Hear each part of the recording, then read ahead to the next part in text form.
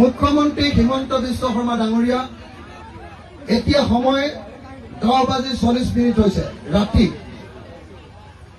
10:40 ধুবুৰী জিলাৰ এইডোখৰ ঠাইৰ নাম কি? আদাবাৰী। ধুবুৰী জিলাৰ আদাবাৰীত সংখ্যালঘু মুছলমান ৰাইজে, যাক আপুনি কয় যে এওঁলোকে অসমক ভাল নাপায়, পাকিস্তানকে ভাল পায় বুলি কয়, তেওঁলোকে ৰাতি 10:40 এতিয়া জয় আই অসম ধ্বনি দি আছে। অৰ্থাৎ তেখেতসকলে সকলোৱে অসমক ভাল পায়।